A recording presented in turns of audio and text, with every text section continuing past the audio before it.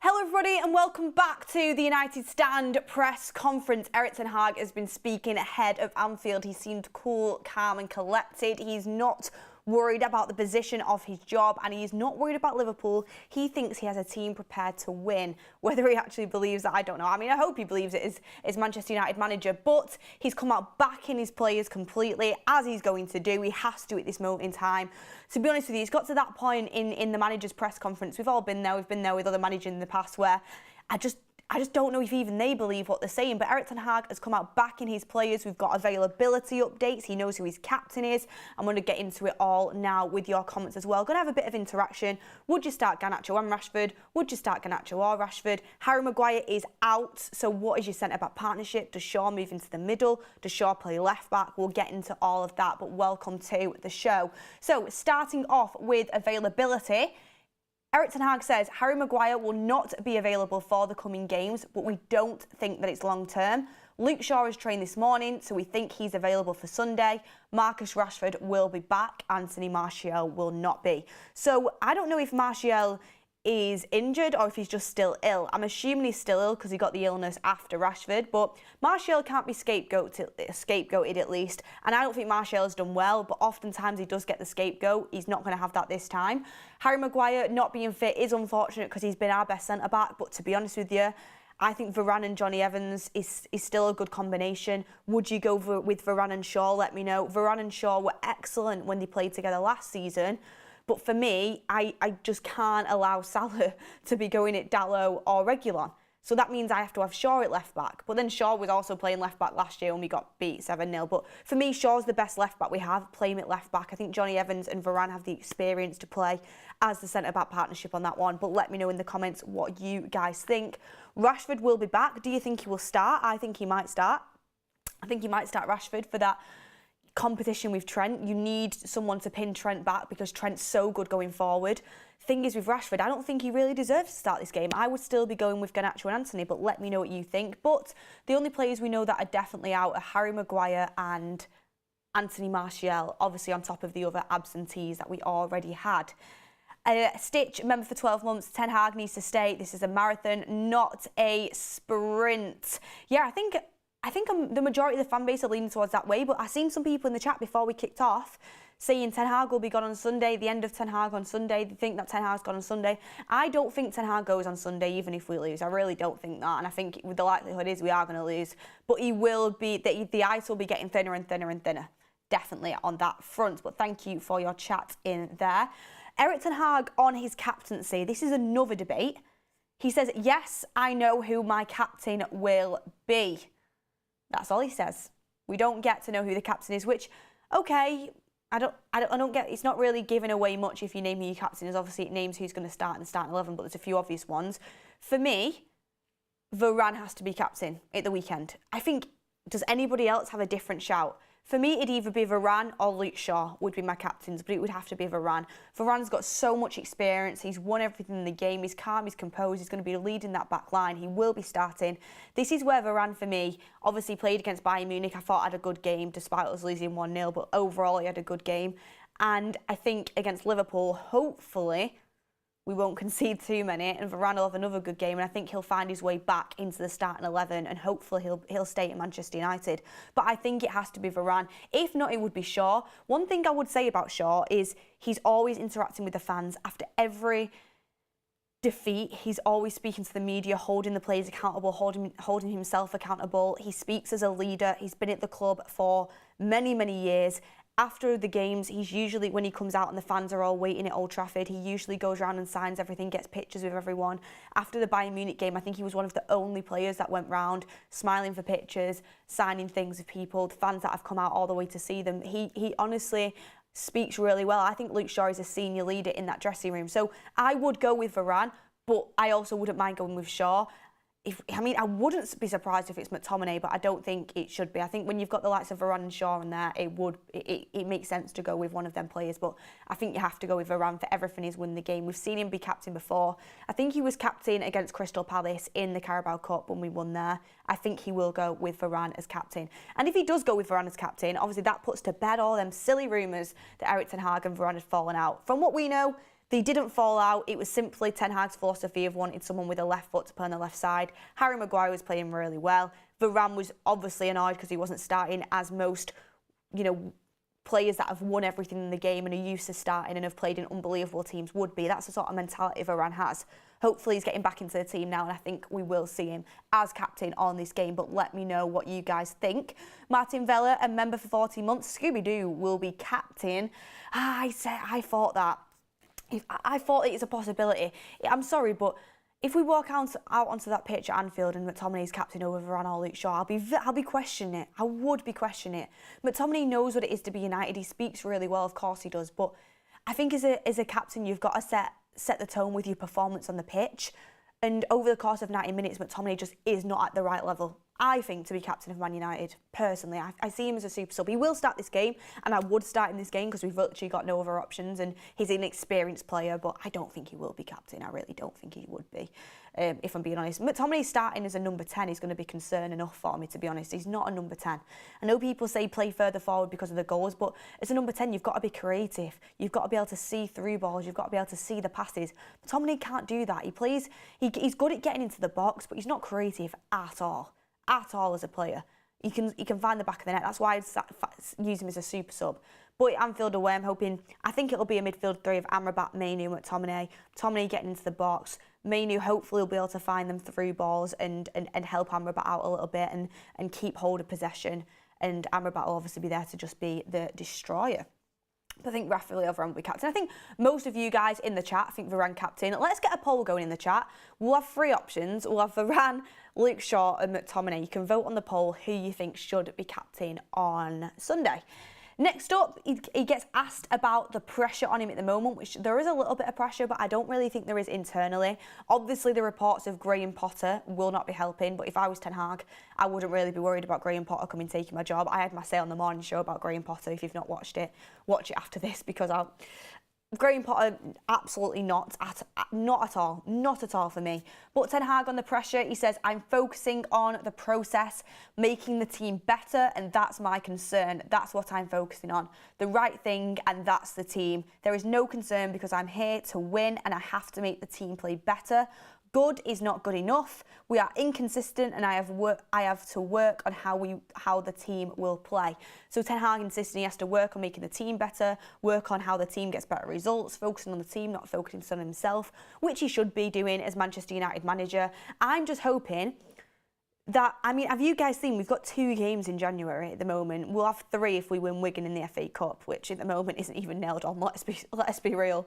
No, I think we will beat Wigan, but who knows with this club. We have 2 games in January. What Ten Hag is going to have is time on the training ground. So when he gets that time on the training ground, because I think he will still be here after Christmas, I need to be seeing improvements. If you've got 2 games in January, I need to be seeing improvements. Hopefully it'll have time for injuries to come back. Eriksen, Mount, Martinez, Casemiro, and hopefully playing 1 game a week, not even that at some points, will massively help us in terms of fitness, in terms of implementing a style of play.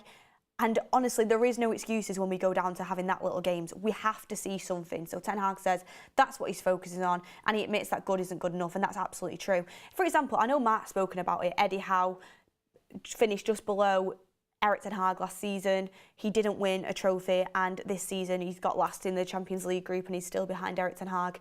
But it's different expectations at Newcastle than at Man United. Newcastle do have better. They have obviously owners that are more financially capable, but financial fair play doesn't really work that way. But Eddie Howe has not had, the type of signings that Erik Ten Hag has had. He's had signings, and Newcastle were. Their squad on paper when Eddie Howe took over was lesser than Manchester United's. Now I don't think so, to be honest with you. But it's a completely different kettle of fish. When you're at Manchester United, you get judged in such a different light. Every single manager that walks through them doors does. Erik Ten Hag, he knows that. Good isn't good enough. We have to be winning these games.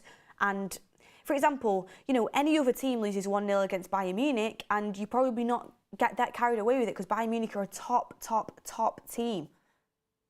But It's the way it was a must-win game. We only had one shot on target, and Man United had done so poor in the other Champions League groups. It puts more pressure on. Erik Ten Hag is under massive amounts of pressure because 12 wins in 24 games is not acceptable. It's really not. And when we have time on the training ground, he needs to be improving massively, especially for everybody who is behind him now, which I am one of them. I'm sure a lot of you guys are. But we need to be seeing it, especially when you've got the time on the training ground. But get in the chat who would be your captain. I am voting for Raphael Varane. That's what I mean. The Ferocious says Newcastle didn't spend 400 mil and had a really tough Champions League group. It's completely different. I think Eddie Howe is doing a brilliant job, and he shouldn't have. Eddie Howe is doing a brilliant job. Newcastle played better football than us, even though they're on a few less points than us in the league, I think it is. Newcastle, I think, are much more further ahead than us in terms of a project to reach the top, even though that the positions in the leagues and you know, last year in terms of where we finished and trophies doesn't say that. I think Newcastle are much better off than us. That's why, you know, you have to use your eye test and you have to compare. And Ten Hag is under pressure. And I know some people saying he shouldn't be under pressure. He absolutely should be under pressure because these results aren't good enough. And at the end of the day, he's manager.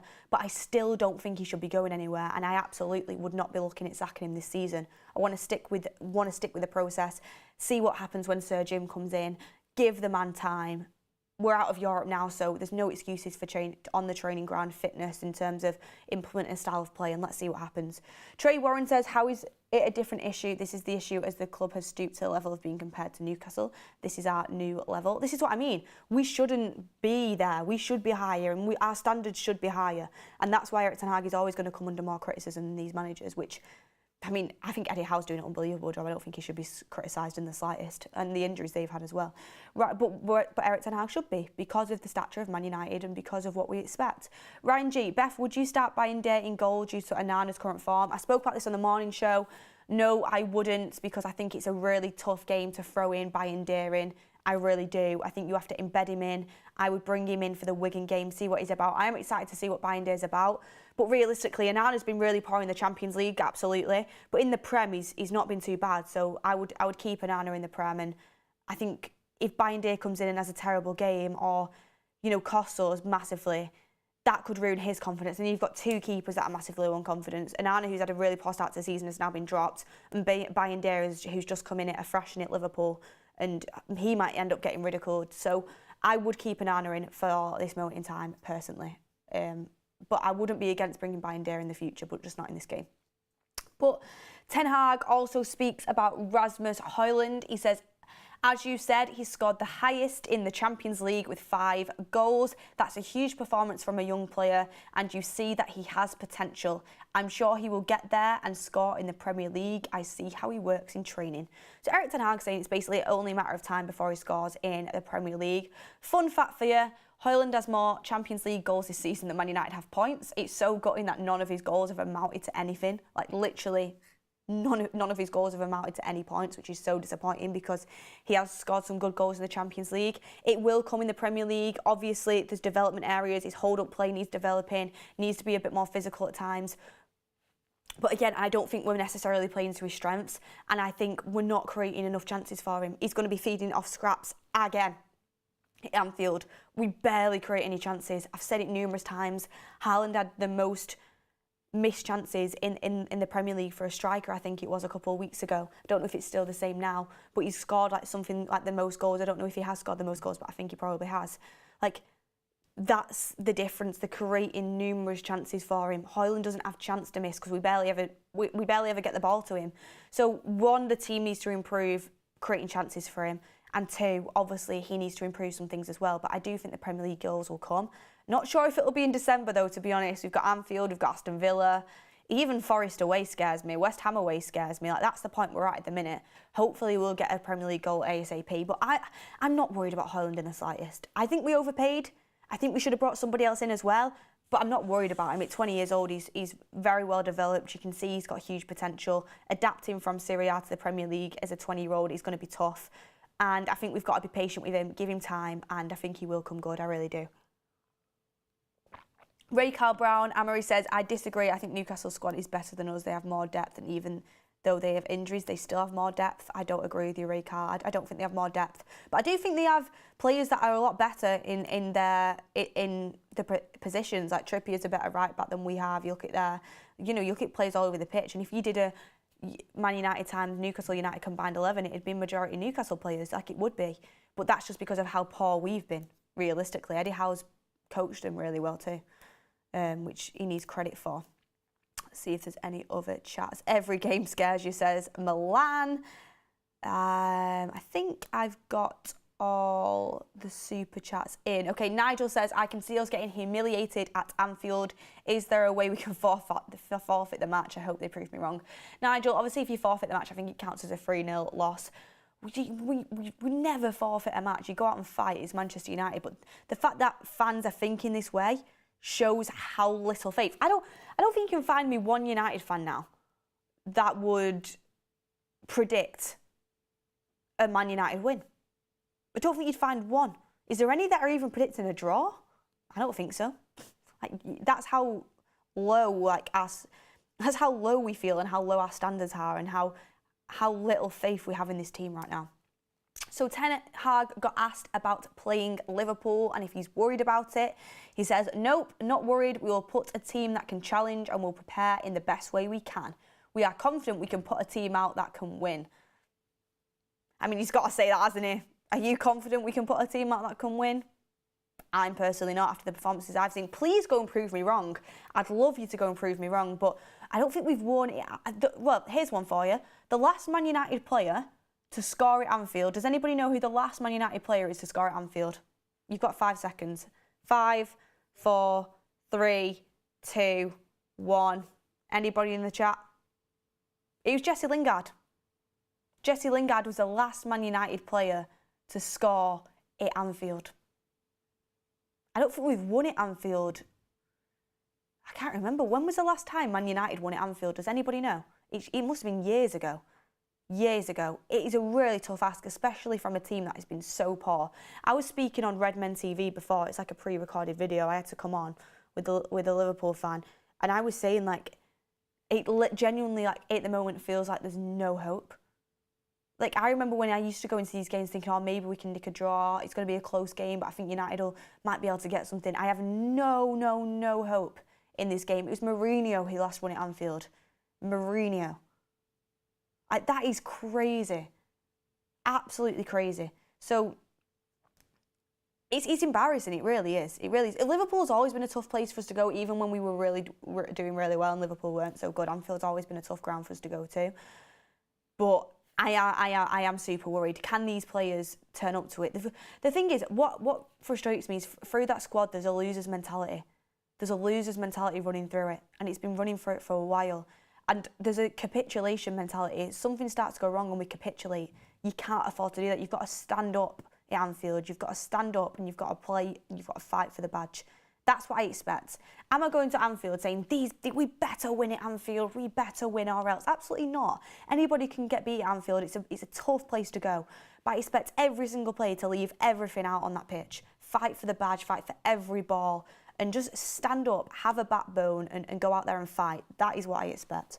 Ten Hag on the Liverpool 7-0 scars. I haven't seen last season that we were scarred there. It was a bad experience, but it's not similar.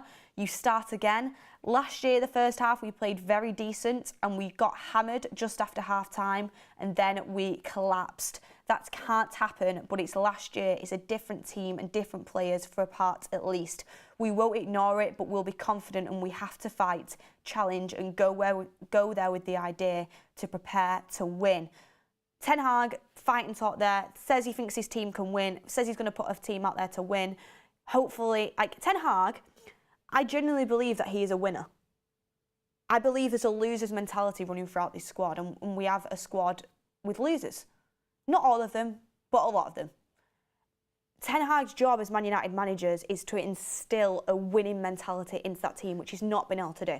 Not many managers have, but he has to have the nick to be able to go there and make it difficult. Mourinho had it. Mourinho had faults, but Mourinho knew how to go to places, Anfield away, the Etihad. He knew how to go to these places and make it difficult for that team. He didn't always get a result, but he knew how to make it difficult. He knew how to get a team prepared for these sort of games. Ten Hag, with coming off the back of the 7-0 at Liverpool, he has to do something against Anfield that it cannot go that way again. He has to have learnt from his mistakes. 6-3 at City, he learnt from his mistakes then. We ended up winning 2-1 at Old Trafford against Man City last year, and he completely changed the game plan. This year against City, we got battered at home, which was unfortunate. Hopefully he'll change it again. Anfield away last year, it's scarred so many United fans. He has to go in with a different game plan. He has to go in there with do not concede. We probably will concede, but you have to go in with the mentality is you do everything to stop them scoring. Everyone gets behind the ball, everyone's compact, everybody does their jobs, and you've got to be on it, fighting for every ball, winning everything. Don't take too many risks. If you're on the counter-attack, obviously go for it, but we're going there. If we got to half-time at 0-0, I'd be over the moon. You've got to go there, giving Liverpool the respect that unfortunately they deserve because they beat us 7-0. And we can't take anything for granted. Last time we went there, Man United were doing quite well. I think we went into that game very confident. I mean, there's clips of Faz from the fan forum saying, my manager's the best manager in the world. We're going to win it. We're going to win it, Liverpool. And I think some Man United fans probably got a bit overconfident because of where we were in the league. And I don't think Liverpool were doing particularly well last season. And maybe they were getting better at that point. But we just got demolished. We went there. We played quite openly. This year, we've got to go. We've got to give them some respect. We've got to get 10 men behind the ball. Well, I mean, everyone behind the ball. I'm not saying we just have to completely play like a back 11, but we've got to part the bus a little bit and then work on doing the counter-attack. That's what this team know how to do, and Ten Hag's hopefully been working on that throughout the week. Talk about predicted lineup in a second. Ten Hag talked about leadership. Now, this is the part that I don't believe. Ten Hag, up till now, said everything he has to say. Completely said everything he has to say. He has to say this as well, because he's got to back his players, because the players need to know they've got Erik Ten Hag's backing, because they've got to back him, they've got to go out there and fight for him. On leadership, he says, we talked about this issue many times, and by that he means when he speaks about the comebacks against Brentford and Fulham that he always speaks about, but come on, really? That's not exactly the sign of the elitist mentality, is it? I mean, it was good to do that, but talk to me when you do that against a Liverpool, or you do it against a City, or you do it against a Arsenal, do you know what I mean? So he says, talk to me about that when we've not lost every single away game against the top 6 in like the last 2 years. On leaderships, he says, we talked about this issue many times. These players have proved they can deal with that, and Sunday is the next challenge. That is our demand. We have to do it repeatedly and consistently. So he's saying we have proved we can deal with the mentality side of things. We just have to do it repeatedly and consistently. I don't think we have under Erik Ten Hag, to be honest with you, and I don't think these players have got it, but I want to start seeing it. And Erik has to back his players, but the fact that we cannot beat a top 6 side away to save our lives, for me, is a sign of poor mentality. We need to get past this issue. I'm hoping they don't show themselves for what we've seen in the past against Anfield, and when, if we go a goal behind, which is highly unlikely, we collapse, or we look like cowards out there and scared. I hope we go out there, we stand up, we fight, and we play for the badge, and we see that mentality that sometimes we've seen. Like the Brentford comeback was great, but it was, with McTominay, it was great. Scoring the last-minute goal at Fulham, it was great, it really was. But that shouldn't be our standards. Our standards should be doing this against the top teams. We should be able to go away at Anfield and give them a game. That's not the position we're in at the moment, but that's when I start to say, okay, yeah, these players have got the mentality. That's when I see that, which I haven't been able to see yet. Tony, a member for 8 months, park the bus and get a result. We need players with a winner's mentality at all costs. We haven't seen winners' mentalities from this team in a while, honestly. We really haven't. We really haven't. Honestly, we've not. And that's the one thing I disagree with Erik Ten Hag in this whole press conference. He probably doesn't even think it himself, but he's not ever going to come out and say that because he's got to back his players, which is a clever thing to do. Keil Robertson says the Ajax team had one good Champions League run, overrated. Well, you're allowed your opinion, but I actually think Ten Hag is a good manager that's going for a poor spell. Ten Hag on Liverpool again, he says everybody is highly motivated. When you go to Anfield, it's a great place to go. You know it's going to be tough, and what every top footballer wants is that challenge. You have to look forward, and last year we take that in our memory, but you have to take the benefit and learn from it. On Sunday we can prove that, and that's the exact mentality these players have to have. For some reason I have a feeling they don't have it, but I'm hoping they prove me wrong. Any player with a top elite mentality will be looking forward to go to Anfield and try and prove to everybody what they're about. Make themselves accountable, go out there and sort of make it an apology for our poor performances this season. You can't rewrite it all in one game. But any player with a top mentality thrives on games like that. And that's what Ten Hag's basically trying to instill into his players. He's saying, you've got to be highly motivated. You should be excited for games like that. But I don't feel like these players are. I feel like these players will go into this game scared. Because that's what we've seen before. We can't do that. You go in there scared, you're going to get fed to the lions, you really are. And I hate the fact that I'm building Liverpool up to be this absolute massive animal, this monster that we can't overcome. But that's how it feels when we've seen the results of the 7-0s and we've seen all the away losses we've had against the top 6 in the past. I have to just go off what these players have showed me within the last couple of years. McCormack says, Beth, where are we finishing this season?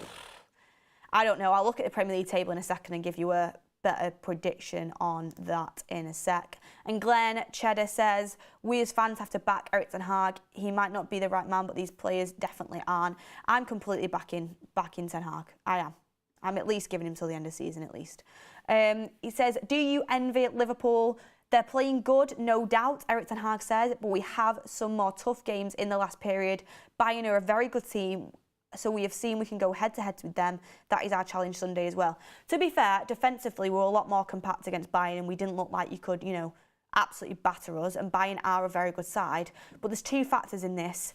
One, Bayern didn't even need to win that game. They literally didn't even need to win it and they still beat us. Two, with United, it's either like a basketball game or it's like 4-3, 3-2, back and forth. You score and you just know you're going to get cut open. Or we look like we can't score to save our lives, which is against Bayern. We were more compact, but we had one shot on target in a must-win game in a team that had already through the Champions League group. Like Bayern it looks like a training game almost to them. So I don't take the Bayern game as much positivity. The only positivity I take, it was only 1-0, and defensively they look quite decent, to be honest with you. That's the only thing I take into it. But yeah, okay, Liverpool have been a little bit lucky recently. They are a good side and they've done really well. And the way Klopp's rebuilt that midfield this season obviously should be praised. But, against Crystal Palace, are you getting sent off was a big thing for them. Let me just have a look at some of the results that they've had. 1 second. Obviously, they got beat yesterday by Union Galois, but obviously they put out a different team to what they've been putting out in the Premier League. Palace, they beat him 2-1, but I think they scored in the last minute and Ayew got sent off. Sheffield United was a 2-0, so not anything crazy, but still a good win. Fulham, they beat 4-3 and they scored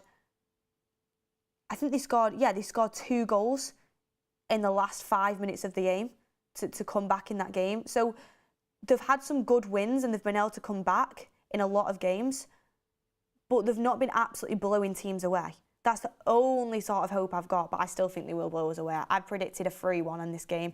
Don't know why I've predicted we're going to score since Jesse Lingard was the last player to score at Anfield, mainly because I just think we need to break that record. I still think they will beat us, though. I just do. I just don't see us getting past this in the moment in time that we're in and with the absentees that we have. What would my starting 11 be? People were asking before. This is what I would go with. Your disagreements, your agreements, get them in the chat. So I would be going with Onana in goal. I know some people want Bayern to come in. I understand why you do. I just wouldn't throw Bayern into that game. I'd go with Wan-Bissaka right back. I'd go my centre-backs, Varane and Johnny Evans. I'd go left back, Luke Shaw. If he did go Varane and Shaw centre-backs, I'd play Dalot left back and not Reguilon. Reguilon would get absolutely... I think he'll get killed against Salah, genuinely. He's decent going forward, but going backwards, he's so lightweight. So I would personally go with Johnny Evans and Varane. They've got experience. I think they can work well together. But if he does go with Shaw, I wouldn't be completely against it. But I'd go with Dalot at left back. But I would rather just put Shaw in his best position, which is left back, to be honest with you. Midfield 3 would be Amrabat, Mainu and McTominay. Basically because there's no other options. But Mainu, it's a tough game for him to come into, but I think he's good enough. And hopefully, he's got the visions that if we do get the ball, he can sort of keep it a little bit, keep possession, and we can maybe get a pass on the break. My front 3 would be Anthony, Højlund and Rashford. I wouldn't be surprised if Ten Hag went with a 4 at the back, basically like a 4-4-2. I wouldn't be surprised if he went with that, but I don't think he will. I don't think he will. But if he stuck an extra midfielder in and maybe played like a Rashford and a Garnacho, up front. No, but you're going to play Højlund, aren't you? You're going to play Højlund. I don't know. I would go with, so I would go with that team. So I'd go with Onana, Wan-Bissaka, Varane, Evans, Shaw, Kobe Mainoo, Amrabat, McTominay, and a front three of Garnacho, Højlund and Antony. People saying Rashford should come back in. I don't think so. I think Rashford off the bench could be a good super sub to use. I don't think he's done enough to start. You know, he's been poor all season. Garnacho, okay, he's had a tough couple of games, but I'd stick with him. You've got to find rhythm, you've got to find momentum. Let's see what he's about at Anfield away. Antony, I think, you know, he holds the ball for you, especially when you're on the counter-attack. He's good defensively, which is what we need. And Højlund, I mean, it's going to be an absolute graveyard shift for him, but he's going to run the channels at least and put some pressure on. So that's what I would go with. Kick long and hope. And Højlund on the counter-attack's got that pace, hasn't he? He's got that pace that can help you. Pellistri, I would love to see come off the bench, to be honest with you. I think he can hold the ball really well as well, and he can make things happen. So, yeah, kick long and hope and be compact and sit behind the ball and park the bus, basically. Park the bus and hope for a good counter-attack is what I think we should go for. Højlund versus Van Dijk and Konate, it's going to be another tough game for him. It's going to be another learning curve for him, but these are the games he's going to look back on his career and they're going to be the games that he learns from. So he's going to have to do it at some point. So I think he's got to do that. And Upamecano and Kim Min-jae is a big test. Van Dijk and isn't Konate injured? Let me have a look. Let me have a look. Let me have a look. Let me have a look. Liverpool injuries. Sorry, just looking this up. Okay, injury list here. Oh no, he's not. He's not injured. Konate is available. Wow, Van Dijk and Konate, okay. Yeah, it's going to be a tough one for Højlund, but we've got nothing else. It's probably why we should have invested in other options as well. I really like Højlund, but these are games that are going to test himself against. I don't think anybody really expects much from that battle. But I think it'll be a good battle to have, and he's great on the counter-attack in terms of his speed and pace. I think I got Konate mixed up with Joel Matip then, because I know Matip got injured and ended up going out, and I got them mixed up for a second. Tedros Tesfaye, member for 18 months.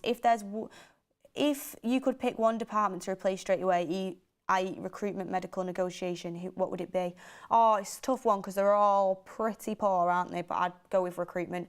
It's all about recruitment, in my opinion. Recruitment's so massive in being successful in football. Man United have been so poor at it. So I would go straight away with recruitment personally on that one. See if there's any chats last in. Yep, I've done all the super chats. So lastly, I'm just going to say where someone asked me before where they think we'll finish this season. I'm going to say, honestly, having one game a week and not being in Europe, not being in the Carabao Cup, could be a blessing for us in helping us try and get top four. That could really help us. But looking at, you've got Liverpool, Arsenal, Aston Villa, City, Spurs. It's a really tough ask to ask Man United to get into top four. I'm going to be honest with you, a really tough ask. I think our ceiling's 5th this year, and even that's at a push. At the moment, I'll say 5th or 6th, but I think it'll probably be 6th. I'll probably say 6th from the way we're playing, but I don't see us getting top 4. Because for me, top 4 is going to be Liverpool, Arsenal, City, and I can honestly see Aston Villa getting it. And then when Spurs get Maddison back in January, Newcastle are doing well. I don't see Villa dropping out of top 4, I really don't. I honestly don't. I think the top 4 is as it is now, but I think City will win the league, so I think City will go above, but it's a tough one. I think the highest we can hope for is 5th, but I'd probably go with 6th, I think we're going to get in the end, which is unfortunate. But that was Erik Ten Hag's press conference for Anfield. I'm not looking forward to this game. I'm very worried. Hopefully we can all be shocked by this result, but I have a feeling we won't be. Are you captaining Salah on FPL? I'm not going to just because I can't do that to my own club, but I mean, you guys out there probably are going to. Let me know what you guys think. Get your score predictions in. I'm going with 3-1, not 3-1 Man United. I'm going with 3-1 Liverpool. I think Liverpool win this game 3-1. To be honest, as long as we don't get a battering, you can live with it. But to even say you can live with 3-1 at Anfield is just so for how far we've fallen. We've got to go into this game with a winning mentality. The players have got to stand up. They've got to fight. I'm not expecting a win, but I'm expecting us to go out there for war. I expect a battle. I expect players to stand up. I expect them to have a backbone. And there's no excuses. There really isn't. Injuries don't come into it. Nothing comes into it. You go into Anfield, you go to war, and you put in a performance. You give everything. That's what I want to see. I don't want to be sat on the fans' forum complaining about why we're not putting effort. Why did Liverpool look like they wanted it more? We've got to put in everything. You know, if we don't win, if we don't draw, at least put in everything. But I'm going with 3-1 Liverpool. Hopefully we can change that start of Jesse Lingard being the last player to score for United there at Anfield and change that to somebody currently in the squad. I mean, Lingard has not even got a football club at the moment. It's crazy. But make sure you hit a like on the video if you enjoyed it, everyone. Also, if you've not seen it already, make sure you go and check out our interview with Travis Binion. Brilliant interview. Obviously, I think he is head of youth development at Manchester United, and he talked to us about Erik Ten Hag's involvement. He talked to us about the stages of developing youth, about how he keeps players' feet on the ground, the plans he makes for each individual players, how excited he is with the up-and-coming crop of players he's got with him. So it's honestly a great interview. If you want to go and check that out there, you can see it there. And I think it's a good little surge of positivity to bring into it. It really is. He is the head of player development and academy coaching, and it was a good chat to have. So thank you, everyone. Make sure you head over and watch that. Thanks for watching. Mark will be back for the 8 p.m. show, so stay tuned for that. Fingers crossed for Anfield. I'm not too hopeful, but we're in this together, everyone. See you later and have a nice Friday.